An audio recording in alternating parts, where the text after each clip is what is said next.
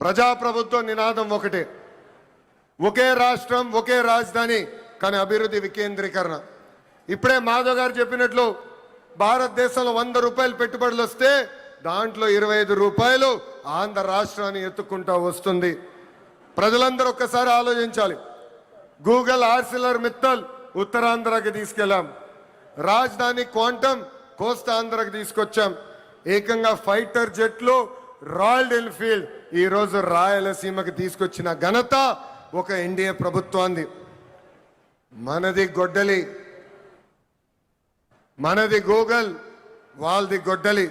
మంది fighter jet, వాళ్ళది faction. మంది కియా, వాళ్ళది కిడ్నాప్. మంది క్రెడిబిలిటీ, వాళ్ళది క్రిమినాలిటీ.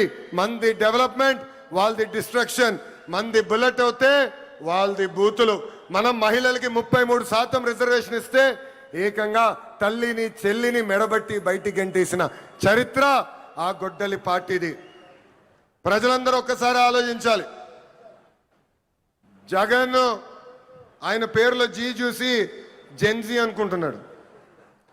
జగన్ పేరులో ఉన్న జీ గొడ్డలి, అందుకే ఆ పార్టీకి గొడ్డలి పార్టీ అని ఈరోజు పేరు పెడతాం జరిగింది. జగన్కి సిసిడి జబ్బు ఉందండి. సిసిడి అంటే ఏంటో తెలుసా? క్రెడిట్ చోరీ జబ్బు, క్రెడిట్ చోరీ డిసార్డర్. ఏకంగా పేపర్లో వార్తలు వచ్చినాయి, ఆంధ్ర రాష్ట్రానికి ఆర్సిలర్ మిత్తల్ ప్రాజెక్ట్ వస్తుందని. ఆయన ప్రెస్ మీట్ పెట్టి ప్రాజెక్ట్ రావట్లేదు, పక్క రాష్ట్రానికి వెళ్తుందని చెప్పారు. గౌరవ ముఖ్యమంత్రి గారు, ఉప ముఖ్యమంత్రి గారు ఆ ప్రాజెక్ట్కి శంకుస్థాపన వేస్తే లేదు నేనే ఆ ప్రాజెక్ట్ని తీసుకొచ్చానని ప్రెస్ మీట్లో చెప్పే పరిస్థితి మనందరం చూసాం. ఇంతేకాదు ప్రపంచం మొత్తం తిరిగి పెద్ద ఎత్తున గూగుల్ని మన రాష్ట్రానికి తీసుకొస్తే వాళ్ళు అడ్డుపడ్డారు, కోర్టులో కేసు వేశారు.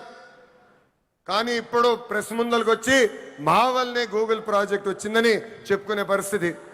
ఇంకా కొన్ని సంవత్సరాలు పోతే ఆగస్ట్ 15 నాడు భారతదేశానికి స్వాతంత్రం తీసుకొచ్చింది మా తాత అని చెప్పుకునే పరిస్థితికి సిసిడి జగన్ వస్తారు. జగన్ కొన్ని కంపెనీలు తీసుకొచ్చాడు, ఆ కంపెనీ పేర్లు మనందరం మర్చిపోయాం. ప్రజలందరూ ఒక్కసారి గుర్తు చేయాలనుకుంటున్నా. ఆ కంపెనీ పేర్లు Andhra gold, president medal, gold medal. అలాంటి కంపెనీలు తీసుకొచ్చిన చరిత్ర ఆ పార్టీది. Google, Arcelor Mittal, royal Enfield, fighter jet తయారు చేసిన పరిశ్రమలు తీసుకొచ్చిన చరిత్ర మా ఎన్డీఏ ప్రభుత్వాన్ని. చిన్నప్పుడు 10th క్లాస్ పేపర్ లీక్లో టీచర్లు జగన్ని చితకబాదారంట. అందుకే టీచర్లు చూస్తే ఆయన చాలా కోపం, కక్ష. అధికారంలో ఉన్నప్పుడు మద్యం షాపుల ముందల కాపులాగా నిలబెట్టారు ఆయన టీచర్ని. ఏకంగా మనం డిఎస్సి విడుదల చేస్తే 226 కేసులు ఆ డిఎస్సి పైన వేశారు. ఎవరు ఊహించిన విధంగా 150 రోజుల్లో 16,347 పోస్టులు భర్తీ చేసిన ఘనత మన ఎన్డీఏ ప్రభుత్వాన్ని.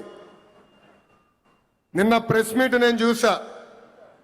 జగన్ నన్ను ప్రశ్నించట్లేదు, గౌరవ ముఖ్యమంత్రి చంద్రబాబు నాయుడు గారిని ప్రశ్నించట్లేదు, ఆంధ్ర రాష్ట్ర ప్రభుత్వాన్ని ప్రశ్నించట్లేదు. రాజ్యాంగం రాసిన అంబేద్కర్ గారిని ప్రశ్నిస్తున్నారు, రిజర్వేషన్ని ప్రశ్నిస్తున్నారు, రాజ్యాంగాన్ని ప్రశ్నిస్తున్నారు. అందుకే ఈ సభాముఖంగా జగన్కి నేను హెచ్చరిక జారీ చేస్తున్నా.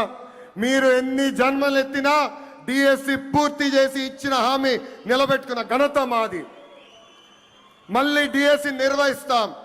నిరుద్యోగ యువకులకి పెద్ద ఎత్తున ఉద్యోగాలు కల్పించే బాధ్యత ప్రజాప్రభుత్వం తీసుకుంటుంది.